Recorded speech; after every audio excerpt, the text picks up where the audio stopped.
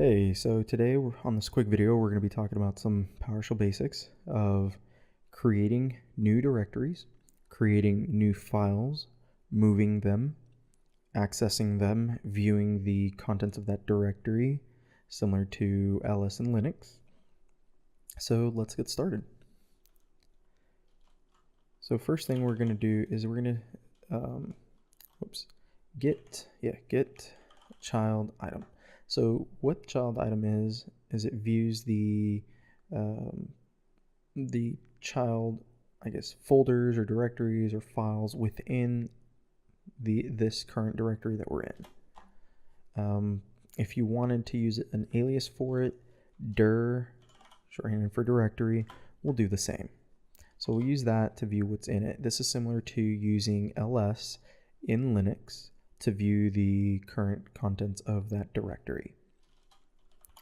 And then another quick tip here is CLS is the alias for clear.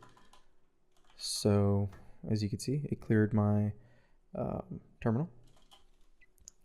So let's go ahead and create a new directory. In Linux, you would use mkdir or something like this. Here, we will use new item, and then we will select item type. So and by the way, tab complete is a great thing to use. It helps you type these out a lot faster, especially when they start getting long, because some of these commandlets have very long names. Anyways, unlike Linux where you have mkdir for directories and touch to create a file, here we could use new item, then item type, and we will select directory. So next thing is we want to tell it where we want to create this directory. So we're going to use a period / to define the current working directory, and then we're going to type the name of this folder. So we want to say this is going to be test folder 1. Okay. As you can see, it created that folder. Now we want to create the file that's going to go in it. There are two ways to do this. You can either change directory to go into that folder, or you can create it here and tell it that where you want to place it. So we'll do the latter first. So we're going to say new item. And by the way, here you have IntelliSense, so this will tell you what you can autocomplete to and what the syntax for that commandlet is, which is great for beginners like myself in learning the different commandlets and how to use them without having to open up a Get Help page. So new item, and then we're going to define the item type as a file, and then we're going to say path. So for the path, once again, current working directory, and then we're going to tab complete into the folder we created, and then we're going to name the file test file 1, and we're going to make this a text file, so txt, and then we hit enter, and now it's created it. Now the other way that we could do this is we can do a change directory here, and then we can go into that folder, and once in here we can say the same command but without the path. We'll just give it a name, and now that we gave it a name, it saves it in the current working directory without having to give it a path outside our current directory.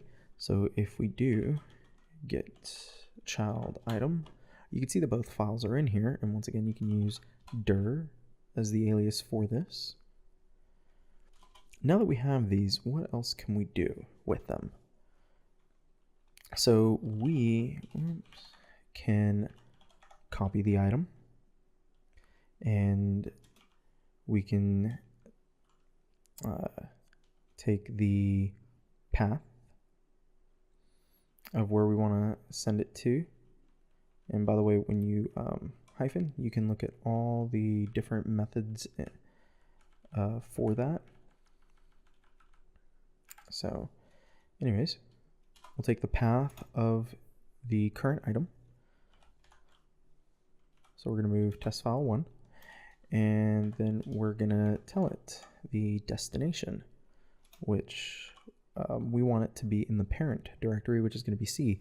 So what we can do is we can do 2 periods and a backslash, which will define the parent directory. And in here, we can see the different folders. So let's do new folder in the C drive. And now it has been moved. So if we do a dir path, whoops, not def, path, and we select new folder, we can see that test file 1.txt has been copied over. Now let's say we wanted to move it so that we don't have multiple copies of the same file. We could do the same thing, move item. We're going to take the path of the item we want to move. This time we're going to select test file 2.txt, and we're going to tell it the destination, which is going to be parent directory, new folder. And if we look at what's in new folder, now we see that test file 2.txt is in the new folder. But is it in the original folder? Do a dir now, and as you can see, it has been moved out of there, whereas test file 1.txt was copied, so it exists in both directories. Oops. So now, as you can see how long some of these names can be. Now let's say we want to remove the item. We just do remove item, the path of the item, and we want to delete test file 1, and it has been deleted. Now let's say we want to delete a directory. Let's delete that new folder that we moved all the other files to. So we're going to do, oops, remove item path, and we're going to say parent directory, new folder, and we want to make this, well actually, as you can see, it pops up a window saying that the item has children, and it'll ask you if you want to continue with all of them. So right now I'll say no, but let's say I don't want that pop-up to show up, and I do want it to delete all the contents within the directories because it has child items. In that case, we will do a -recurse, and that will remove everything that is within it by doing a recursive search of all the files and removing them all. So a quick recap, we have learned how to navigate directories using CD and then the path that you want to navigate to. We have learned how to make new directories or folders and new files using the new -item, and how to move them using move item, how to copy using copy item, and how to remove the item using remove item. So I hope this was helpful, and I look forward to seeing y'all in the next video. Thank you.